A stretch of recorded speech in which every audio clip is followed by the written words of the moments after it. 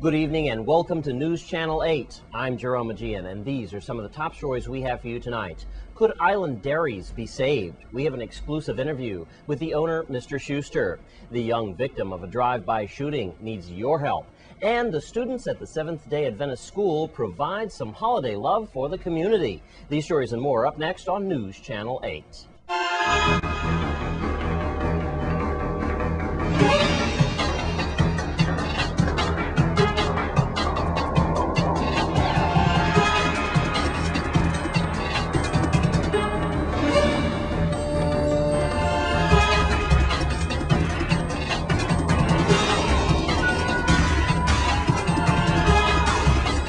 In our top story tonight, Senator Alicia Chucky Hansen is trying her best to keep island dairies open. Because of our crippled economy, the Virgin Islands may lose a historical business. News Channel 8's Wes Small files this exclusive report.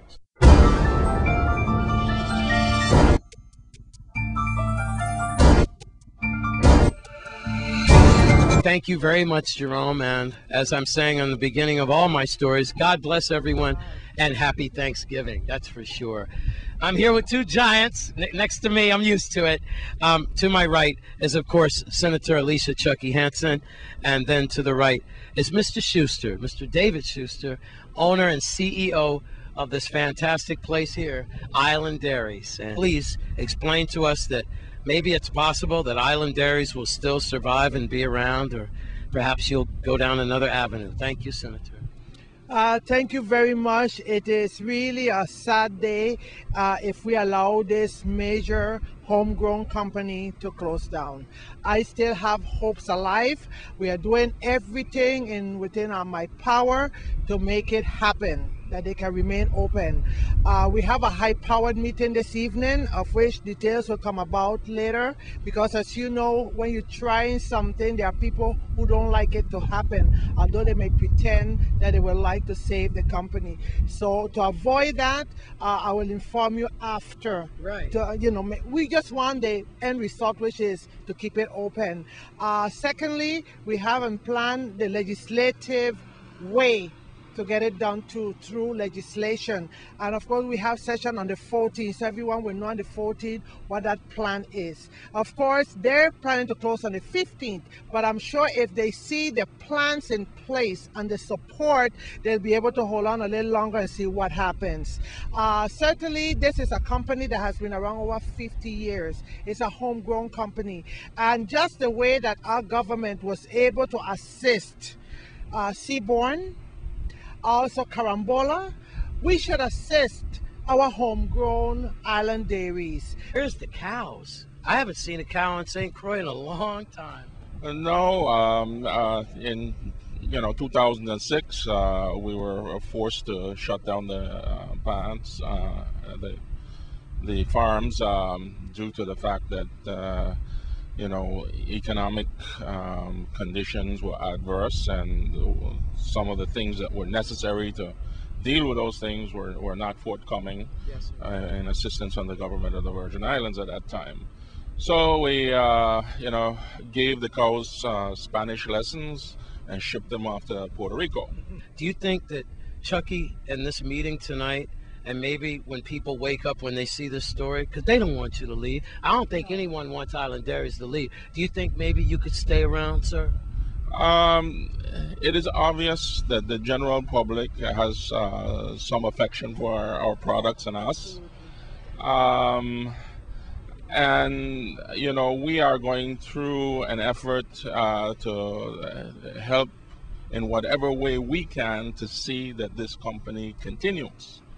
Okay, but the reality is that the company has been losing money for quite a few years, and we can't afford to continue that way. Yes, sir.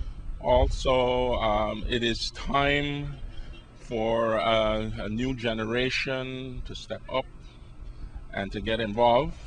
Okay, and for the government to assist in that process. With that, I thank Mr. David Schuster and also Ms. Senator Alicia Chucky Hansen. Please, thank you very much for your time today. We're at Island Dairies in Scion Farm. I'm Wes Small for News Channel 8. And we want to thank Mr. Schuster for coming out tonight, as well as Senator Alicia Chucky Hansen for bringing us that story tonight. And in other news, several guns have been recovered lately on St. Croix. Here's Virgin Islands Police Department spokesperson Melody Raines. Special Operations Bureau officers on saturated patrol on St. Croix confiscated 2 unlicensed firearms recently. One firearm was confiscated in the John F. Kennedy housing community, and the other was confiscated from a Beeston Hill residence. 2 suspects were arrested for possessing the guns. On Monday, November 21st at about 4:15 p.m., a concerned citizen called 911 and reported a person firing shots in his neighborhood.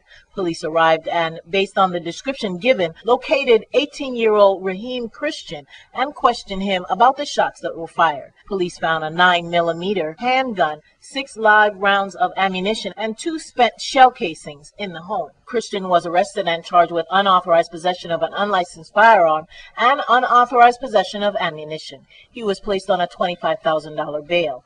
Following his advice of rights hearing, the court placed Christian on a 24-hour house arrest, pending further court action. Another deadly firearm was confiscated by Special Operations Bureau officers on saturated patrol on Friday, November 18th. Officers were on patrol in Christiansted when they heard shots being fired. When they arrived at the JFK housing community, they saw a male acting suspiciously and detained him. Police found a Smith & Wesson .38 caliber chrome revolver in his pants pocket.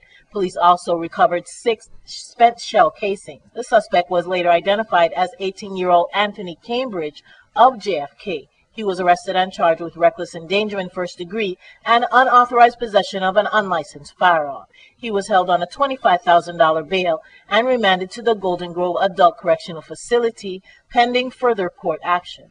And we want to thank Melody Raines, police spokesperson for the Virgin Islands, for bringing us that story tonight. And the WAPA board held a press conference earlier today. News Channel 8's Wes Small explains. Thank you very much, Jerome. And I want to say an early happy Thanksgiving to everyone. And I hope people can have a happy Thanksgiving, especially if their lights are shut out. Of course, we're talking about the LEAC and the ongoing situation with the Water and Power Authority. First, I'd like to start off with our brothers and sisters in St. Thomas, because as you know, the last 24, 48 hours has wreaked havoc on them. And we've been asked to come to a press conference that was headed by the WAPA board and also Executive Director Hugo Hodge. It was a teleconference that came out of St. Thomas, and then a couple of St. Croix reporters like myself were upstairs and partook in the teleconference. Now, there were a couple of issues, but like I said, we will start off with the water situation on St. Thomas and St. John area. Tested the boiler for Unit 11 this morning. We found a few leaks on the east wall. Those will be repaired this morning. They'll probably take about 4 hours for the repairs because they're in a confined space. There's not a lot of leaks, but they're tough to get to. So it'll probably take about 4 hours to get it repaired. Then we'll start bringing the boiler online. It's a 5-hour process. Once you get the boiler online, you got a 2-hour process for each water plant to get online. We expect to have that on, all four units on by midnight tonight. Once that takes place, we'll continue to ration tomorrow. We will relieve the rationing on Thanksgiving Day if all goes well. Attorney Jerry Groner was talking about 6 challenges that WAPA faces. How this situation is not going to go away overnight. The second challenge is to overcome the limitations of being small islands. Our third problem is cash flow. Historically, the government of the Virgin Islands and its various agencies and departments have had long overdue bills. In general, this problem has improved. The worst culprit is the Juan Luis Hospital. It went nearly a year without paying anything to WAPA, and now owes us over $5 million. They say that they're going to keep current going forward, but they've said that before. I will be delighted if they keep current. Happy Thanksgiving, huh? In front of WAPA. I'm Wes Small for News Channel 8. And your Caribbean Report is next. Stay with us on Channel 8.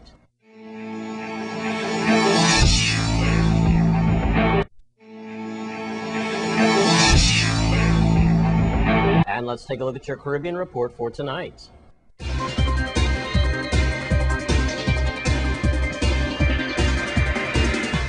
In your Caribbean report tonight, we start in St. John's, Antigua, where Fort James Beach is known by everyday beachgoers of having mild to rough waters and often rip tides. Yesterday morning was no exception, observed Dr. Osoba, who hailed to the beach as her usual routine. An off-duty police officer who goes unnamed got into trouble yesterday in what was supposed to be a relaxing morning swim.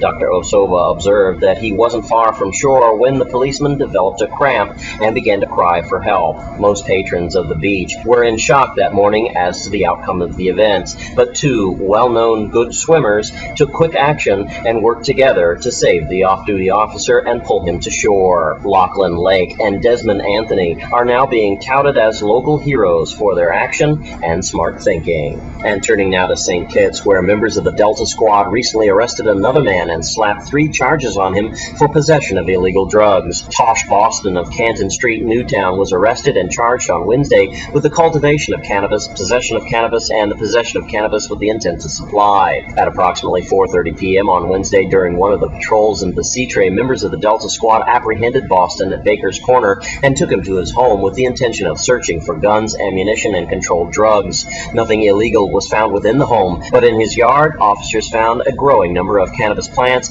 ranging from 1 to 6 feet in height. The plants were uprooted and taken into custody along with Boston at the Besitre police station. He was, however, granted bail on Friday and is scheduled to appear in court shortly. And finally, in Trinidad and Tobago, where residents scramble for safety as river surges through Marivel. The force of raging floodwaters from the Marivel River tossed cars like toys along the Saddle Road yesterday, following a brief but persistent downpour. The sudden urge trapped motorists in their cars and left many marooned in their homes and business places.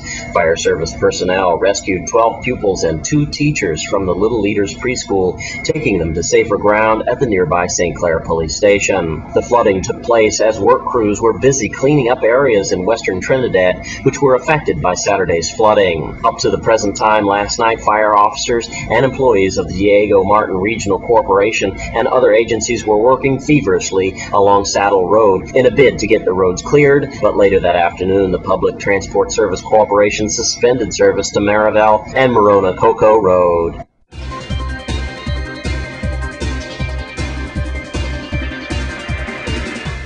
And that's your Caribbean report for tonight.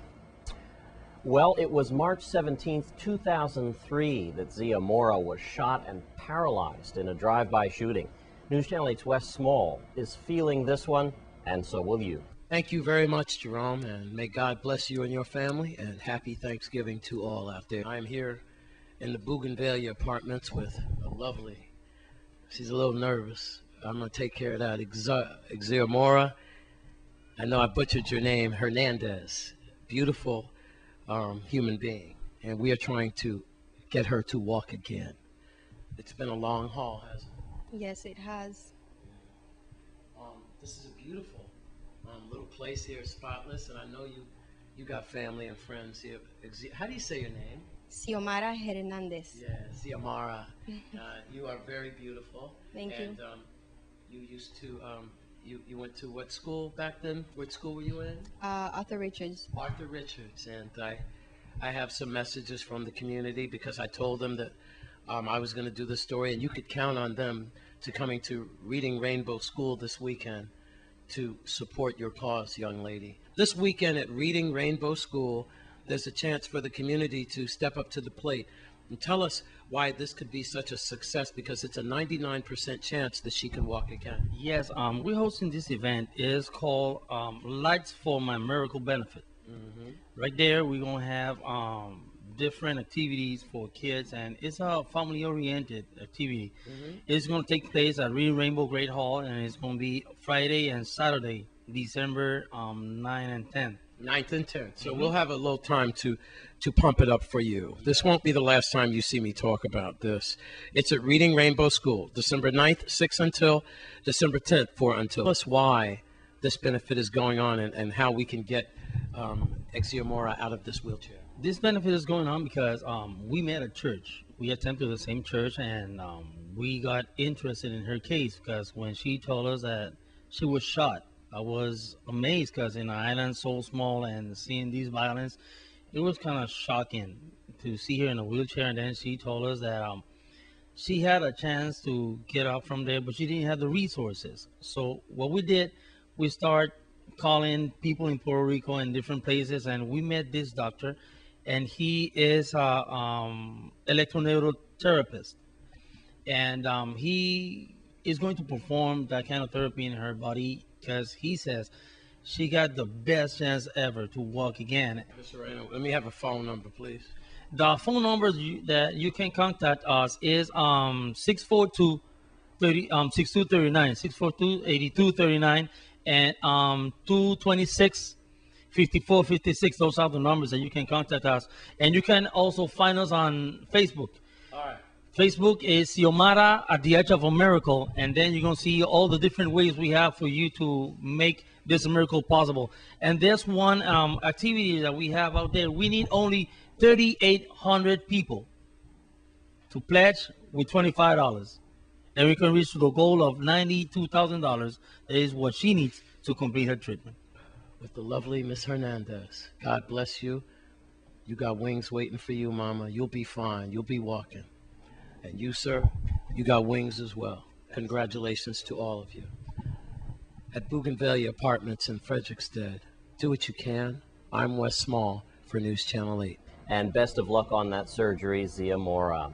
And now it's time to get your pens and papers out for your winning lottery numbers for tonight's drawing. In your first place prize winning lottery number for tonight's lottery drawing, the winning number is 16556 for $175,000. Second place prize, your winning lottery number tonight is 13170 for $65,000. Third place prize, the winning lottery number tonight is 31034 for $40,000. In fourth place prize for $30,000 tonight, your winning lottery number drawing is 31548. And fifth place prize, the winning lottery number drawing tonight, the number is 30504 for $20,000. And we hope we had a winner out there for the Virgin Islands lottery drawing. When we come back from this break, we'll take a look at what Seventh-day Adventist is going the extra mile for this holiday season. Stay with us.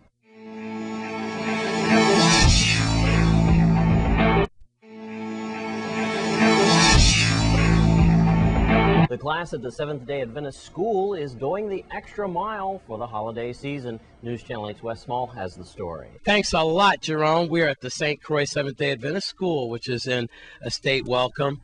It goes kindergarten all the way through the 12th grade, and I'm happy to see an old friend here with a beautiful smile. I have to talk to her in a second. She's a true hero. But first, I have Dr. Tobias here, who is the headmaster of this lovely school, Seventh-day Adventist. Tell us there's good things going on at Seventh-day Adventist School. Oh, tremendously good thing. You know, this is great for us. This is a good year.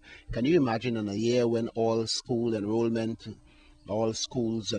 has gone down, our schools enrollment has gone up? We've had a tremendous year, tremendous students. In fact, we have a great student body leadership team this year, led by Sophia Johnson, who is our president and has already begun making a tremendous impact, making a difference in our community here at school, and is about to make an extension of that impact to the wider community. And we will give Sophia a chance and the others to talk about the great plans they have in reaching out to the entire community of St. Croix as we seek to have fun and at the same time raise little funds, but more importantly, keep the spirit alive. My name is Janelle Roy, the Vice President of the Student Council. And I would like to say that we, the members of the Student Council, are being the student leaders of our school to show an example to the other peers in our school. Now, we plan to be models for the community to show them that we can produce and have be in a safe environment without any violence and still have fun with both the young and the old people, the elders in the community. And so let me let Sophia, our president, tell you more about this event that we are planning to have. Okay, so the theme of this event is Old School Meets New School on a White Night. We chose this name because we as a community, we're neglecting the fact that we have a great cultural heritage background, and a lot of us are forgetting where we came from, the cultural games, the cultural food, the enjoyment that we used to play before we had all this technology. The games that we only know about from our parents, grandparents. We don't have no experience with them, and we want to join everything together. We want to embrace the cultural heritage of our community. We call it on a white night because we want everyone to come out here, have fun, come in a white shirt because it's a dark night. So we want to light up the whole area, everyone in white, everyone having fun together, young and elder together. Do we have enough money to pull all this off? Yes, we're trying very hard, but we are going to pull it off because we have gathered up enough funds to do it. And we're also going to be talking about like the food. We're going to bring back some of the old food like saltfish and Johnny cake, everything that's It's fresh local. food, but it's like, you know.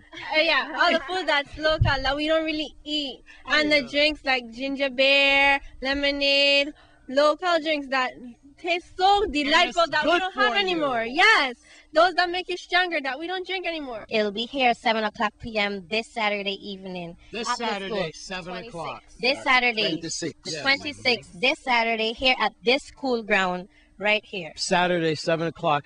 We'll see you here for the old times and the new times. And for more information, I need a phone number. You can call the school number is 773-6350. Happy Thanksgiving, everyone. Happy Thanksgiving. Happy Thanksgiving. All right. I'm Wes Small for News Channel 8.